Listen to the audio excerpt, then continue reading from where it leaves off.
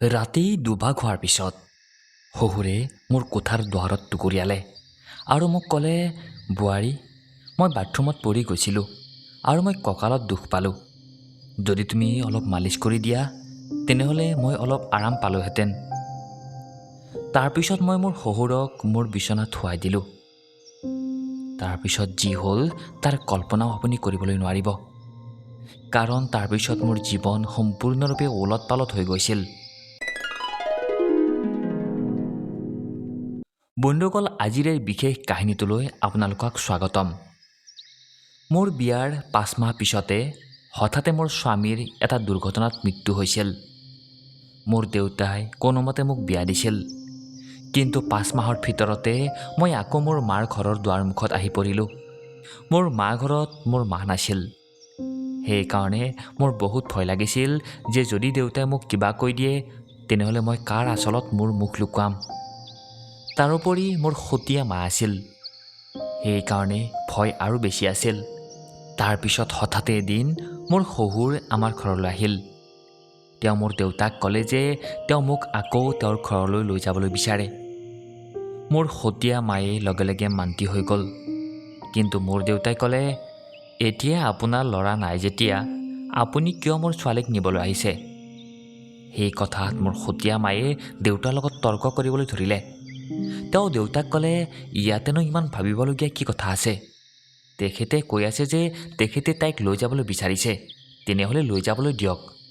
তেখেতৰ ঘৰৰ বোৱাৰী, ল'ৰাৰ মৃত্যু হ'ল কি হ'ল, তাইৰ শহুৰেকৰ ঘৰলৈ যাবলৈ পাৰে। মাৰ এই কাজিয়াৰ পিছত দেউতাই মোক একো নুসুধাকৈ শহুৰক ক'লে, যদি মোৰ ছোৱালী তাত সুখত থাকিবলৈ পাৰে তেনেহ'লে এজন পিতৃ হিচাপে মই সুখী হ'ম। আপুনি তাইক লৈ যাওক। তাৰপিছত মোৰ শহুৰে ক'লে, ব'লা তোমাৰ বয়-বস্তু সামৰি ওলোৱা। মই মোৰ সতীয়া মাৰ সকলো অত্যাচাৰ সহি মোৰ শহুৰৰ ঘৰলৈ যোৱাৰ সিদ্ধান্ত ল'লোঁ। তাত উপস্থিত হোৱাৰ পিছত মই মোৰ কোঠাত কাপোৰ সলাই আছিলোঁ। তেতিয়াই মোৰ শহুৰ আহিলে আৰু ক'লে, বোৱাৰী, একাপ চাহ বনাই লৈ আহা। মই তৎক্ষণাত পাকঘৰলৈ গৈ চাহ বনাই লৈ আনিলোঁ। চাহ খাই থাকোঁতে তেওঁ ক'লে, তুমি জানানে, এই ঘৰখনত মই একেবাৰে অকলশৰীয়া হৈ পৰিছিলোঁ। মোৰ ল'ৰা একমাত্ৰ সন্তান আছিল আৰু তোমাৰ শাহুৱেও মোক এৰি এই দুনিয়াৰ পৰা গুচি গ'ল। সেইকাৰণে মই তোমাক ইয়ালৈ লৈ আহিছোঁ, যাতে মই ইয়াতে অকলশৰীয়া অনুভৱ কৰিবলগীয়া নহয়। মই ক'লোঁ, দেউতা, আপুনি একেবাৰে চিন্তা নকৰিব, মইতো আপোনাৰ ছোৱালীৰ দৰেই, মই সদায় আপোনাৰ লগত থাকিম। তাৰপিছত মোৰ শহুৰে ক'লে, মই জানো তুমি মোৰ লগত থাকিবা বুলি, কাৰণ তোমাৰ সতীয়া মায়ে তোমাক মাৰ ঘৰত কেতিয়াও শান্তিত থাকিবলৈ নিদিয়ে। এনেকৈয়ে কিছুদিন পাৰ হৈ গ'ল।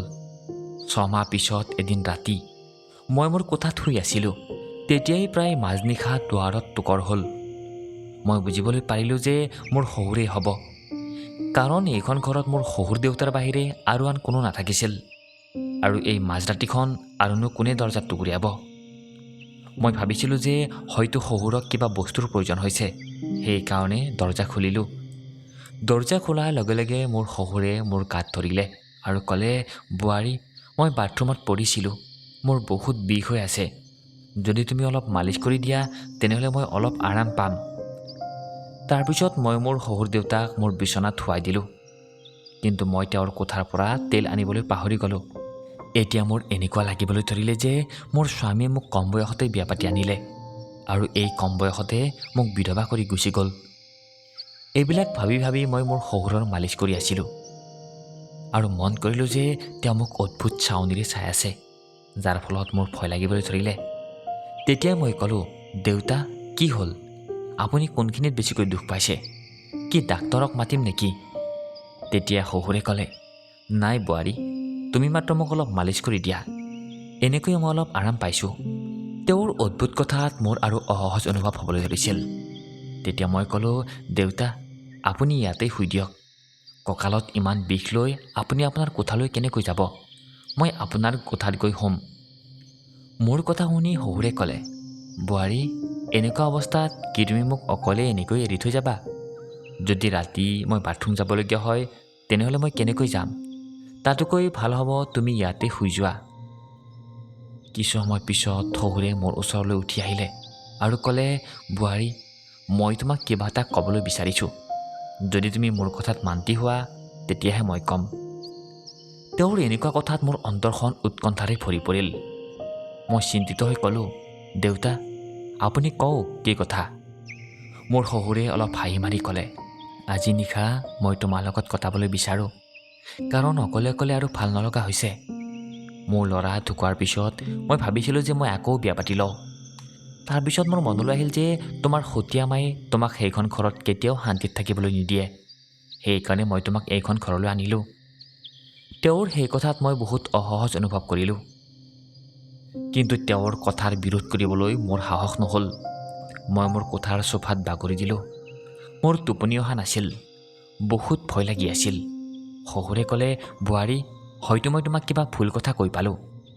মই বিচাৰোঁ যে তুমি মোৰ লগত বিয়া হৈ যোৱা, যাতে কোনেও একো ক'বলৈ নোৱাৰে। তেতিয়াই মই থতমত খাই ক'লোঁ, দেউতা, এয়া আপুনি কি কৈ আছে? আপুনি মোৰ শহুৰ, আৰু শহুৰৰ লগত কেনেকৈ বিয়া হ'বলৈ পাৰোঁ?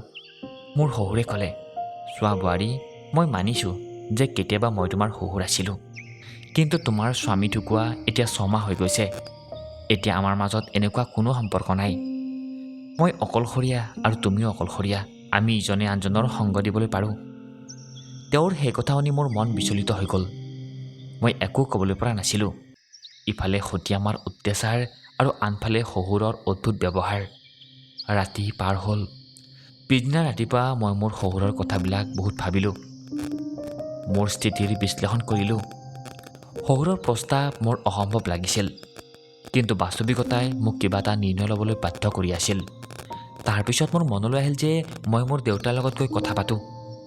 কিন্তু এইবিলাক কথা মই মোৰ দেউতাৰ লগত পাতিবলৈ সাহস হোৱা নাছিল, কাৰণ মই জানিছিলোঁ যে দেউতাৰ লগত কথা পতাৰ পিছত মোৰ জীৱনলৈ নতুন সমস্যা আহিবলৈ পাৰে। সেইকাৰণে মই তেওঁৰ ওচৰলৈ নগ'লোঁ। এনেকৈয়ে এদিন সন্ধিয়া মোৰ শহুৰৰ লগত আকৌ কথা পতাৰ সুযোগ পালোঁ। তেওঁ ক'লে, বোৱাৰী, মই তোমাৰ পৰা একো ভুল বিচৰা নাই, মাত্ৰ বিচাৰোঁ যে তুমি মোৰ জীৱনলৈ সুখ আনা। মই অকলে থাকিবলৈ নোৱাৰোঁ, তোমাৰ লগতে মোৰ জীৱন সম্পূৰ্ণ হ'ব। আকৌ শহুৰৰ পৰা এইবিলাক কথা শুনি মই ভিতৰি কঁপিবলৈ ধৰিলোঁ আৰু একো ক'বলৈ পৰা নাছিলোঁ। অলপ সময় পিছত শহুৰে নিজেই বাহিৰলৈ গুচি গ'ল। এনেকৈয়ে মই শহুৰৰ ঘৰত আৰু কেইমাহমান কটোৱাৰ পিছত মোৰ শহুৰ আৰু মোৰ মাজত এক অদ্ভুত ধৰণৰ সম্বন্ধ কৰিবলৈ ধৰিলে। স্বামীৰ মৃত্যুৰ পিছত মই ভাবিছিলোঁ যে এতিয়া মই এই দুনিয়াত একেবাৰে অকলশৰীয়া হৈ গৈছোঁ। কিন্তু মোৰ শহুৰে মোৰ প্ৰতি যি ভাৱনা ব্যক্ত কৰিছিল, সেয়া মোৰ জীৱনটোক এটা নতুন দিশলৈ লৈ যাবলৈ ধৰিছিল। তেওঁৰ শব্দই মোৰ ভিতৰলৈকে জোকাৰি পেলাইছিল। যেতিয়াই মই শুবলৈ যাওঁ, তেওঁৰ কথাই মোক অশান্তি কৰিবলৈ ধৰিছিল। তেওঁ কৈছিল যে মোৰ লগত থাকিলে তেওঁৰ নিজৰ নিসংগতা অনুভৱ নহয়, আৰু তেওঁ বিচাৰে যে আমি দুয়ো এক নতুন জীৱনৰ আৰম্ভণি কৰোঁ। সেই নিশা কথা বতৰাৰ পিছত মোৰ নিজকে বহুত ভাগৰি পৰা যেন লাগিল। মনত নানা ধৰণৰ প্ৰশ্ন জাগিছিল। কি এয়া উচিত নে? কি এয়া সমাজৰ নিয়মৰ বিপৰীত নাযাব নেকি? কিন্তু ক'ৰবাত নহয় ক'ৰবাত মোৰ অন্তৰত এই কথাটো আছিল যে হয়তো মোৰ শহুৰে সঁচাকৈয়ে নিসংগতাৰ লগত যুঁজি আছে। মই বহুত ভবা চিন্তা কৰাৰ পিছত মই তেওঁৰ লগত কথা পতাৰ সিদ্ধান্ত ল'লোঁ। এদিন নিশা যেতিয়া ওচৰ পাজৰৰ সকলো শুই গৈছিল, তেতিয়া মই শহুৰৰ কোঠাৰ দুৱাৰত টুকুৰিয়ালোঁ। তেওঁৰ দৰজা খুলিলে আৰু মোক দেখি অলপ আচৰিত হ'ল।